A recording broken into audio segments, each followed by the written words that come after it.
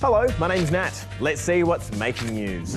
There have been lots of celebrations as hostages have been returned and prisoners released as part of the ceasefire deal between Israel and Hamas. Here's Sass to explain.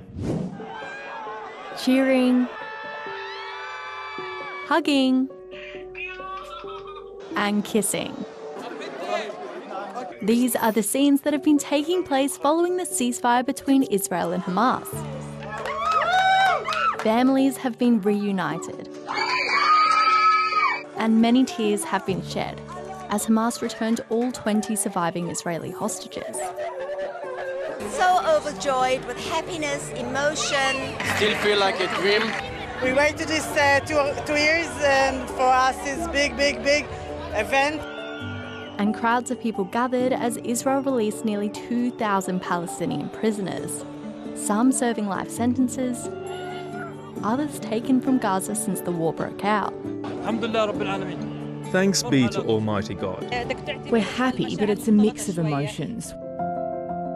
World leaders have come together to show their support of the ceasefire deal and discuss long-term peace plans. The second step is rehabilitation and reconstruction. And there too, we will mobilise finances to quickly get into the stabilisation and reconstruction of Gaza. US President Donald Trump and Egyptian President Abdel Fattah al-Sisi hosted more than 20 world leaders at a summit in Egypt, where the US, Egypt, Qatar and Türkiye signed an agreement committing to upholding a ceasefire in Gaza.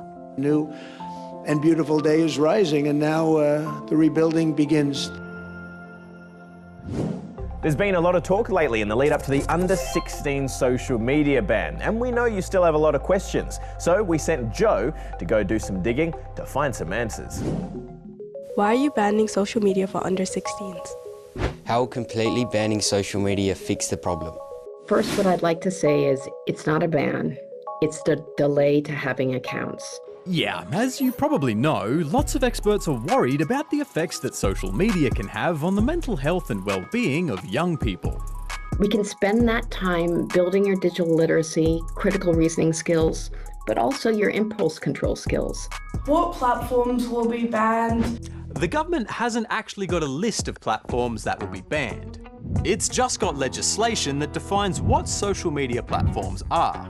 That pretty obviously includes Facebook, Snapchat, Instagram, TikTok and X. But the government has flagged that it could also apply to YouTube, Discord and even Roblox. Will social media accounts be deactivated? Yes. Or at least they're supposed to be, but it'll be up to the platforms to make that happen.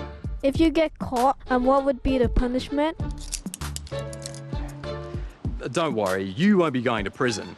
Or anything, actually.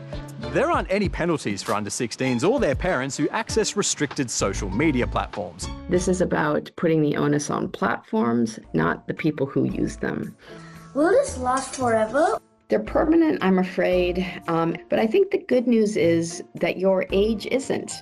So believe us when we tell you that 16 will come around pretty quickly. Now it's time for some stories that are all about winning. And winning. And winning. First up, to a very large pumpkin getting weighed.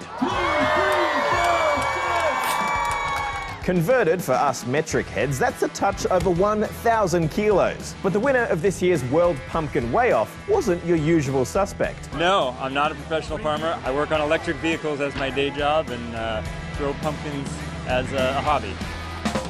Now to the world's best conker players who are battling it out to be the last nut standing.